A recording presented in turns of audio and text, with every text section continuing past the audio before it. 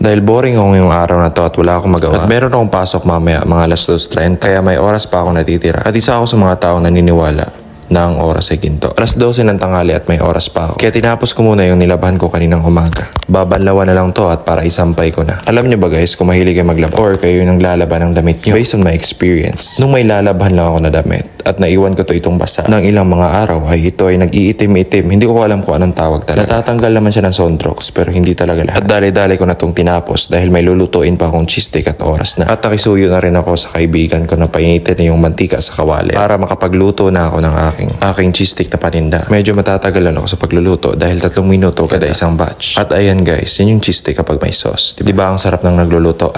Yung cheese steak.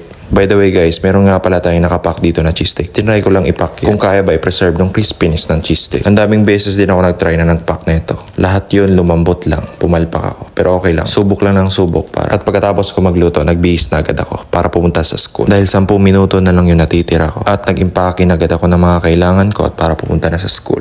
At nandito na ako sa school at umabot naman ako sa oras. Meron agad nagtawag sa akin na ka-predex. At sabi ko naman, pasok mo na ako dahil na-late na ako. At nang pagdating ko sa classroom at wala pa yung teacher namin. At may nag-approach sa atin na bibili daw sila ng cheese steak. Dahil walang papatungan ng aking paninda kaya pinapasok ko lang sa loob dahil may lamesa. 3 order nga pala ang kinuha nila. At first time nila itong matitikman. Hindi ko alam kung anong feedback nila, kung masarap ba or hindi. Dahil wala naman silang sinabi sa akin kung ano. Before mag-start ang klase, at sabi ko sa teacher ko na, "Sir, bilhan mo ako." At yung mga classmate ko bumili na din. At nakibili na din yung iba. Big bread. Hi.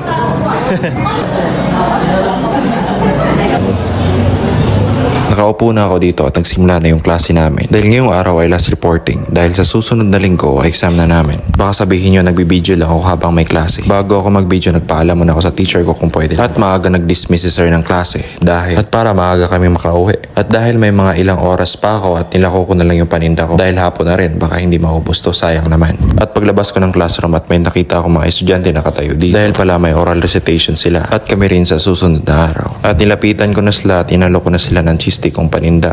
Tanong nila sa akin kung magkano daw. Sabi ko, 5 piso isa, 5.20. At bumili sila sa halagang 10. At napansin ito ng mga estudyante kung ano daw tinitinda ko. At yung iba bumili dahil gusto nilang matry yung cheese steak. Hindi yung cheese steak ko. Yung cheese steak. At nagbayad na si ate. At may nagtawag sa akin na bibili daw sila ng cheese steak. At nagtanong si ate sa akin kung magkano daw. Sabi ko, 5 isa, 25. At sabi naman niya, mapipilitan daw siyang bumili dahil may pasobrang isa. Ganyan talaga, may sobra dahil mahal kita. At naglakad-lakad na ako at inaalo ko na yung paninda ko. At may nakita ko kaklase, inalo ko sila. Kagusto nilang bumili ng cheese steak. Nakapili na nga pala sila ng cheese steak sa akin ng mga ilang beses. At shoutout nga pala ako sa kanila at mahilig sila mag-aral. At bumili nga pala sila sa aking paninda na halagang 20. Hindi lang sila ang bumili at may bumili pang iba dahil sabi nila kung ano daw at curious sila sa paninda ko. Kita nyo, parang nahihirapan ako dahil pinatong ko lang naman yung paninda ko sa ibabaw dahil wala akong papatungan sa baba kasi iniiwasan nating madumihan yung ating lalagyan dahil pagkain tong binibenta ko at mahal ko ang mga customer ko. Habang papaalis ako, may nagtawag sa akin kung ano daw ang binibenta ko at sabi ko naman cheese steak at sabi naman niya magkano at hindi ko na sinagot ang kanyang tanong dahil ayoko magkasigawan kami at inakyat ko na lang siya sa taas. Bumili na sila at sobrang daming bumili kanina at hindi ko na nabidyoan dahil wala akong mapaglagyan ng cellphone dahil sa sobrang busy ko. May nagalok sa akin kung gusto ko raw siya mag-video sa akin. At sino naman ako kung tatanggi, di ba? Kaya nagpasalamat na lang ako sa ginawa niya. At kitang-kita niyo naman na kaunti na lang yung paninda natin dahil sobrang daming bumili kanina. At yung iba hindi ko na nabigyan dahil ubos na. Meron pa sanang humabol pero wala na. Wala na, may mahal na siyang iba. Huwag mong habulin yung mga taong tumatakbo. Magmotor ka na lang para maabutan mo. At finish na. Ubos na. Ubos na ang ating paninda. Dahil itong natira ay naka-reserve na for someone na deserve niya ng pagmamahal. Dahil boring ako yung araw na to at ito yung nagawa ko. Urot na itong baligya. So, ugma na po natag-school ron. Daghan na malit sa ako baligya. So, sunod na po. Bye-bye.